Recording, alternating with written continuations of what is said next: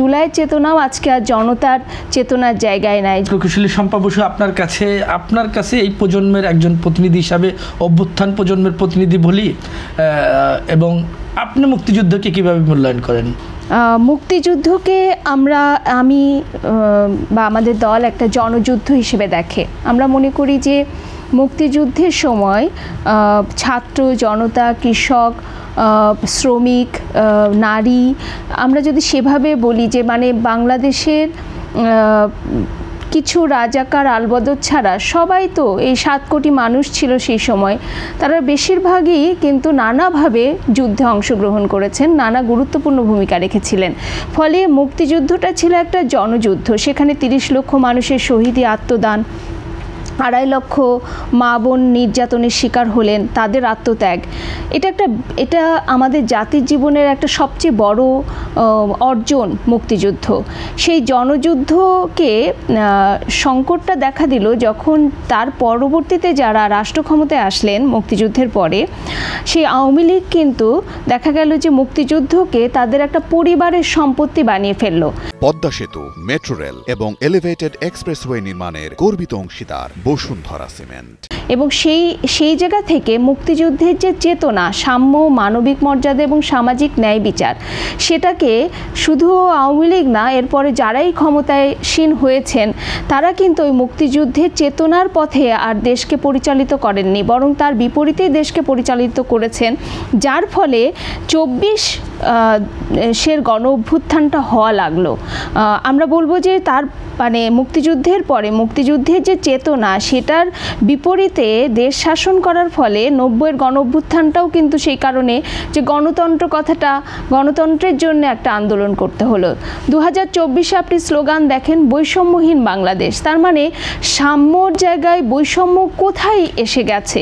বৈষম্য এসে গেছে 54 বছরে পাহাড় সম, যেখানে সাম্য প্রতিষ্ঠা করার কথা, সেখানে পাহাড় সম বৈষম্য। যেখানে আপনার মানবিক মর্যাদা, সামাজিক ন্যায় বিচার, মুক্তিযুদ্ধের চেতনা, সেখানে আমরা দেখি যে মানবিক মর্যাদা, সামাজিক ন্যায় বিচারও অর্থ এবং ক্ষমতার কাছে কুক্ষিগত হয়ে গেছে। এবং 24-এ যদি আমরা দেখি যে 24-এর আন্দোলনের পরেও কিন্তু আমরা ঠিক একই ধরনের চিত্রটাই দেখতে পাই। যেরকম আওয়ামী লীগ মুক্তিযুদ্ধের চেতনাকে পারিবারিক সম্পত্তি বানানোর চেষ্টা করেছে, একইভাবে আমরা 24-এর পরেও দেখি একটা গোষ্ঠী, তারা কিন্তু এটাকে কুক্ষিগত করে, জনগণের আন্দোলনটাকে কুক্ষিগত করে, গণ অভ্যুত্থানের ফসলটাকে কুক্ষিগত করে তারা কিন্তু এটাকে ওই বলে যে ক্ষমতা বগলে, সম্পদ দখলে মরিয়া হয়ে গেল আর কি। তো যার কারণে জুলাইয়ের চেতনাও কিন্তু আমরা বলবো যে জুলাইয়ের চেতনাও আজকে আর জনতার চেতনার জায়গায় নাই। জুলাইয়ের চেতনা যে বৈষম্যহীন বাংলাদেশের চেতনা, সেইখান থেকে যদি আমরা দেখি যে 15 মাসে আসলে বৈষম্যহীন বাংলাদেশের দিকে আমরা কি এগোতে পেরেছি? ন্যূনতমভাবে আমরা কিন্তু এগোতে পারিনি। আমরা দেখি যে বরং বৈষম্যের আরও বেশি প্রকট হয়েছে। আমরা দুর্নীতির বিরুদ্ধে কথা ছিল, গণতান্ত্রিক পরিবেশের কথা ছিল, মব সন্ত্রাস, যেখানে মব সন্ত্রাস চলে সেখানে গণতন্ত্রের কথা, সেখানে তো আরেক ধরনের ফ্যাসিজম, মানে ফ্যাসিবাদ বিরোধী লড়াই হলো, মব সন্ত্রাসের মধ্যে দিয়ে তো আরেক ধরনের ফ্যাসিজম কায়েম করা হচ্ছে। এখানে কোনো গণতান্ত্রিক পরিবেশ আর সেখানে বিরাজ করছে না। আপনি দেখেন যে বৈষম্যের জায়গাটাও যদি আমরা বলি যে এই 15 মাসে আমরা দেখব যে সেখানে প্রায় 100-র উপরে কারখানা বন্ধ হয়ে গেছে এবং 10 লক্ষের উপরে সেখানে কিন্তু শ্রমিক তারা বেকার হয়ে গেছেন। তো এই যে পরিস্থিতি আমরা দেখি যে বাংলাদেশ বৈষম্যের এবং এই যে 15 মাসে আমরা দেখি যে 10,000, বাংলাদেশ ব্যাংক বলছে যে 10,000 নতুন কোটিপতি হয়েছে।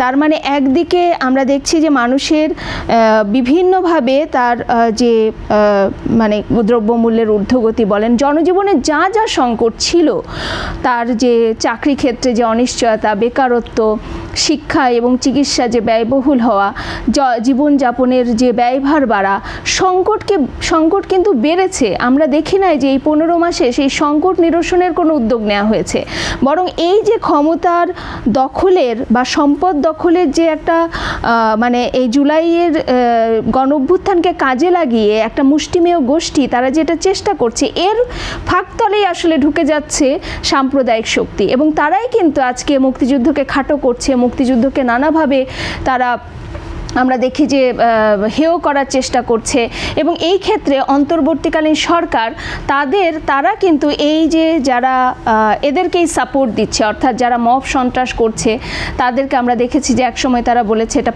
প্রেশার গ্রুপ, তারপরে নানাভাবে কিন্তু তাদেরকেই পৃষ্ঠপোষকতা, এবং মুক্তিযুদ্ধকে বিভিন্নভাবে যারা খাটো করছে, মুক্তিযুদ্ধের বিভিন্ন ভাস্কর্য বা বিভিন্ন কিছু যারা ধ্বংস করে দিচ্ছে তাদের কিন্তু কোনো ধরনের শাস্তি হচ্ছে না, এবং তাদেরকে এক ধরনের অন্তর্বর্তীকালীন সরকার কিন্তু তাদেরকে পৃষ্ঠপোষকতা দিচ্ছে। তারা এই ডামাডোলে, অর্থাৎ বৈষম্যহীন বাংলাদেশের যে চেতনার জায়গা থেকে জুলাই অভ্যুত্থানটা হলো সেটাকে ধামাচাপা দেওয়ার জন্য, সেটাকে আড়াল করার জন্যে কিন্তু আজকে ৭১ ভার্সেস ২৪ এই জায়গাটায় নিয়ে আসার চেষ্টা করছে, যার মধ্য দিয়ে আসলে মানুষের যে চিন্তাটা ছিল যে একটা আমরা গণতান্ত্রিক পরিবেশ পাবো, আমাদের যে সংকটের জায়গাগুলো সেইগুলো দূর করার উদ্যোগ নেওয়া হবে, সেই কথাগুলো কিন্তু আজকে মানুষের অধিকারের কথাটা ধামাচাপা দেওয়ার জন্যই কিন্তু আমরা দেখতে পাচ্ছি যে